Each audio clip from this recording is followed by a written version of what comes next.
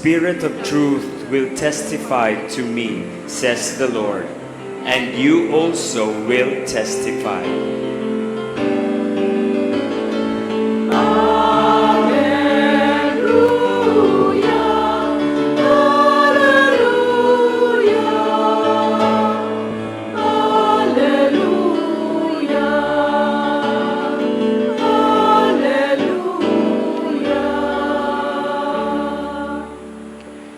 The Lord be with you. And with your spirit. A reading from the Holy Gospel according to Saint Matthew. Glory to you, O Lord. Jesus said to the 12, "Fear no one. Nothing is concealed that will not be revealed, nor secret that will not be known. What I say to you in the darkness, speak in the light. What you hear whispered, proclaim on the housetops. And do not be afraid of those who kill the body, but cannot kill the soul. Rather be afraid of the one who can destroy both the soul and body in Gehenna. Are not 2 sparrows sold for a small coin? Yet not one of them falls to the ground without your Father's knowledge. Even all the hairs of your head are counted. So, do not be afraid. You are worth more than many sparrows. Everyone who acknowledges me before others, I will acknowledge before my heavenly Father. But whoever denies me before others, I will deny before my heavenly Father." The Gospel of the Lord. Praise to you, Lord Jesus Christ. Good morning po sa inyong lahat. Ngayon po ay Father's Day, kaya binabati natin lahat po ng mga tatay, ang mga tatay nating nauna na sa langit, the erring fathers, lahat ng mga nanay, mga kuya at mga ate who stood as fathers, at lahat po ng fathers in difficulties. Palakpakan po natin silang lahat. Humarap sa katabi, pakibate, Happy Sunday! Go! Happy Sunday po sa inyo lahat. Good morning and Happy Sunday. Today is the 12th Sunday in Ordinary Time. I want you to notice in the Gospel that we have just read, my dear brothers and sisters, that Jesus speaks intimately with the 12 apostles. Ang kausap niya, hindi ibang tao. Sila lang 12 apostles. And in verse 26, in the gospel today, it is written, "Do not be afraid to speak what is true and the things that I will tell you. Because nothing concealed will not be revealed. And all secrets will be known." Wala kang maitatago sa Diyos. Amen po ba? Humarap sa katabi, harap, susunod sa pare. Susunod ha, harap muna sa katabi, harap. Yan. Sabihin mo sa kanya, umamin ka na. Go, ayan. No? Wala tayong maitatago sa Diyos, mga kapatid. No? And the gospel today, we often associate it with the hidden sins that we have. Wala kang maitatago sa Diyos. Tama naman yun, Father. Hebrews 4:13. Nothing is hidden in the sight of God. But you know, as I study deeper the gospel, it is not about only our hidden sins. Anong sinasabi ni Jesus dito? Jesus invites us to collaborate in His mission of proclamation. Ang sinasabi ni Jesus, hindi ko lang nakikita yung mga kasalanan mong tinatago. Ang sinasabi ko sa iyo, you proclaim, you reveal all the secrets that I will tell you. The truth that Jesus will tell us. Amen po ba? Why? Because many will distort the truth. Many will interpret it falsely. That's why Jesus tells us, do not be afraid to them. Because all the truth that I will give you, I will say to you, you shall reveal it. Kailangan nating ibunyag. Mga kapatid, naalala ko, last week, sumakay ako sa Grab. Wala akong sasakyan, nagagrab lang ho ako at pupunta akong Cavite. Sinundo niya ako sa aming bahay dyan sa Makati, sa Bagtikan. Malaking building yan, seminary namin.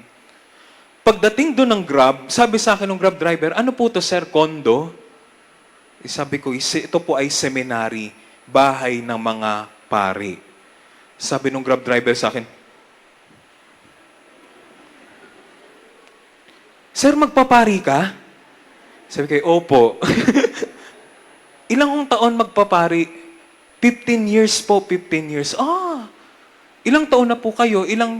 Pang-alang taon na po kayo sa pagpapari? Sabi ko, pang 4th year ko na ngayon, no? Hindi ko sinabi na ako'y pari na. Sabi niya, alam niyo sir, nagbabasa ba kayo ng Bible? Opo naman. Ako sir, ang binabasa ko, King James Version. Okay, gets ko na to. Bakit King James Version? Si King James po ang nag-compile niya ng Bible. Sa isip-isip ko, kawawa naman ang mga church fathers, si Saint Athanasius at lahat ng early church councils. Sila ang nag-compile niyan, hindi si King James. Sa isip-isip ko lang, ganun po ba? Opo. Kaya ang babasahin niyo, sir, King James Version. Okay, sige, hindi ko siya pinatulan. Tahimik lang ang pare. No? Pangalawa, sabi niya, alam mo sir, kayong mga Katoliko, pinagdadasan niyo yung mga patay. Ba't niyo pinagdadasal ang mga patay? Ang mga patay, pag namatay po sila, they will face the judgment immediately. Kung tinanggap niyo ang Panginoon, pupunta kayo sa langit. Pag hindi niyo tinanggap ang Panginoon, pupunta ka sa impyerno. Sa isip-isip ko, talaga papatulan ko na to no? Binuksan ko yung aking cellphone, no? Sinearch ko, no? 2 Timothy 1:16. Saint Paul, sabi ko sa kanya, prayed for Onesiphorus, isang taong matuwid. Anong sabi ni Saint Paul doon? May he find mercy from the Lord on that day that he will die.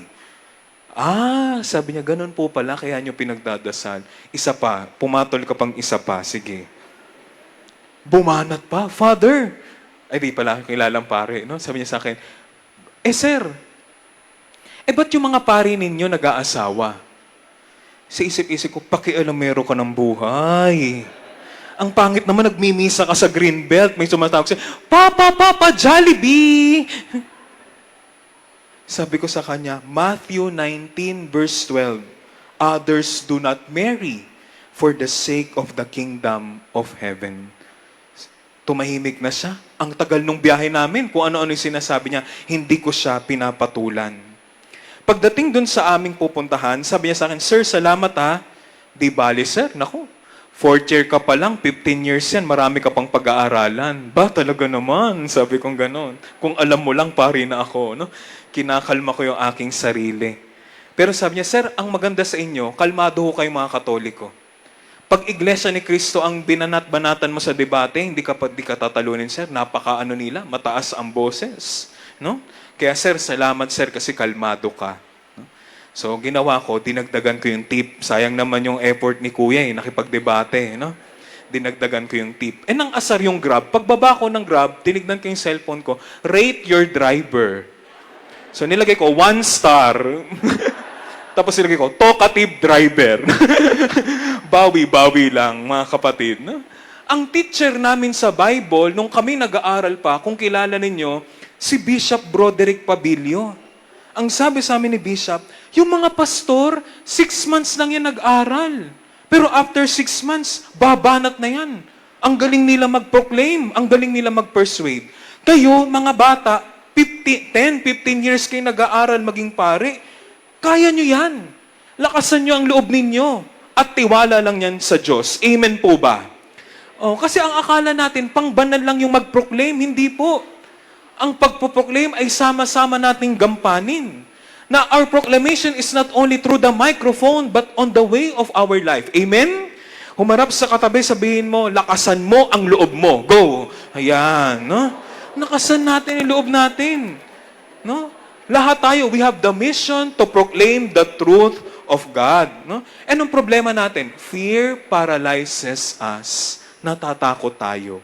That's why I will talk about the 3 common fears that we have. Ready na po ba kayo? Yes or no? Yes. Number 1, pakisabi nga mga kapatid, 1, 2, 3, go. Fear of starvation. Go. Fear of starvation. Takot tayong magutuman.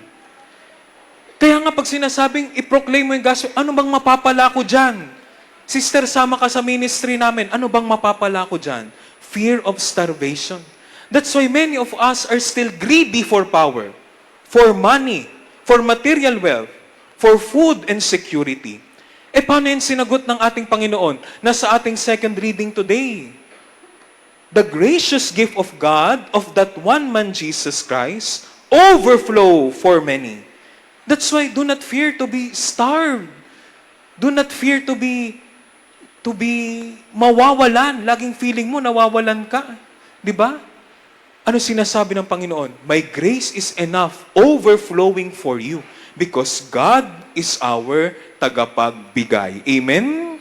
Kaya huwag kang takot magutuman. Humarap sa katabi, sabihin mo sa kanya, huwag kang sakim. Go. Ayan. Nakita sakim. Father, laging sakim. Paano ko patutunayan yan? Tignan mo, anong sagot ng Pilipino pag sinabing, uy, pautang naman. Anong sinasabi? Wala akong pera. Kailan ka nagkaroon ng pera? Lagi na lang wala. Fear of starvation. Pangalawa, mga kapatid, 1, 2, 3, go. Fear of rejection. Go. Ayan. Fear of rejection. Kaya anong gusto natin? Gusto natin, goody-goody tayo sa lahat. Ayaw natin ma-reject ng iba. Faking good. Bato-bato sa langit, tamaan ng sapul. 10:30, nasa greenbelt magsisimba. Uuwi sa bahay, uuwi sa kondo, grabe ang bunganga, ratatat, armalay. Ihagis ang pinggan, papagalitan ang mga server, papagalitan ang mga yaya, etc., etc. Ikaw ba ay pabanal o palaban? People pleaser. Do you repress your feelings because you fear the rejection? What is the response of God? It is written in the first reading today. Anong sabi sa first reading? Sabi ni Jeremiah, ni Prophet Jeremiah, Lord, kahit yung matalik kong kaibigan, pinagchichismisan nila ako, Lord. Pero alam kong mapapahiya sila, hindi sila magwawagi, sapagkat ikaw ang maghihiganti ng mga kaaway ko. Sapagkat, Panginoon, inililigtas mo lahat ng inaapi, sapagkat ikaw ay aking tagapagtanggol. Kaya mga kapatid, don't fear rejection. Ayaw sa'yo ng tao sapagkat sinasabi mo yung katotohanan at mabuti, hayaan mo sila. Ang Diyos ang iyong tagapagtanggol. Amen? Humarap ulit sa katabi, harap. Susunod sa pare, susunod. Harap. Sabihin mo sa kanya, huwag kang marites. Go. Ayan. No? Tinamaan lahat. Tinamaan. Ayun. No? May nag-sorry na. Fear of rejection. Sapagkat kung ikaw ay lumalaban ng patas sa tama at mabuti, ang Diyos ang ating tagapagtanggol. The third and the last, 1, 2, 3, go. Fear of damnation. Go. Ayan. Masyado tayong nagko-comply sa mga sinasabi ng simbahan. Tama yan. Araw-araw ka nagsisimba. Tama yan. Araw-araw kang nagkukumpisal, kahit wala ka nang ikukumpisal, Father, napatay ko yung lamok namin, masama ata yun, Father. Scrupulosity. Are you complying? Are you attending the Mass because you fear the damnation and the hell? Or are you going to the sacrament of confession? Are you attending the Mass because you truly love God? Magkaiba yon. Yung nauna, motivated by fear. Yung pangalawa, motivated by love. So are you doing these things? Are you motivated by fear? Or are you motivated by love? And in the gospel today, it is beautifully written, my dear brothers and sisters, those who will deny me, I will deny before my heavenly Father. This is not an outright judgment from God. This is actually a serious warning for all of us. Are we proclaiming accepting God because we love Him? Or are we accepting proclaiming God just for the show? Fear of damnation. My dear brothers and sisters, siguro ito yung panawagan sa atin ngayong Father's Day, lalo na po sa mga tatay na naririto ngayon. Ang tatay na takot, hindi magkakaroon ng isang mabuti at masayang pamilya. Dapat malakas ang loob mo. Sapagkat kung ikaw ay tatay, dapat tularan mo ang Diyos bilang tatay. Ang tatay na tagapagbigay, tagapagtanggol, at tagapagligtas. Do not be afraid. Because in the Bible, the promise in the Bible that is repeated 365 times is do not be afraid. Enough once a day. At sa ating gospel ngayon, 4 times it was repeated, do not be afraid. Yan ang pangako sa atin ng Panginoon. At alam nyo paano pa tayo nangungangako sa mga bata? Ginagamit na natin ang ating mga pinky finger. Pakilabas ngayon yung pinky finger. Ayan, pinky finger. Alam nyo yung tawag din dyan? The sparrow's finger. Anong sabi sa gospel ngayon? You are more than a sparrow. You are more than the promise. Jesus tells us today, you are worth more than the sparrows. You are worth more than a promise. Because I, the Lord, will make it happen. I will be with you. Do not be afraid. Ako ang bahala sa inyo. Amen? Humarap sa katabi, harap. Kung kakilala mo, ilabas mo yun yung pinky finger. Ayan na. Sige, i-click nyo sa inyong katabi. Sabihin mo sa kanya, do not be afraid. God will take care of you. Ayan, no? So, yan ang pangako sa atin, mga kapatid. Do not be afraid because God will take care of us. Amen. Muli po, palakpakan natin ang Panginoon at ang bawat isa. Muli po, palakpakan natin ating mga tatay. Happy Father's Day po sa inyong lahat. Yung mga hindi nabasa ng holy water, maniwala lang kayo sa dasal. Okay na po yan, ha? Hindi tayo mga Pilipino, Father, holy water. Hindi po, nabasbasan din kayo. Sige po, balik na po. My dear brothers and sisters, do not forget that. Where is your sparrow's finger, pinky finger? Do not forget the promise of the Lord. That we are more than the promise. Amen? Because the Lord, our God, will really fulfill and make it happen. So, do not be afraid. Because the Lord is always with us. At hindi tayo pababayaan ng Diyos. The Lord be with you. And with your And spirit. may Almighty God continue to bless, protect all of you, the Father, the Son, and the Holy Spirit. Amen.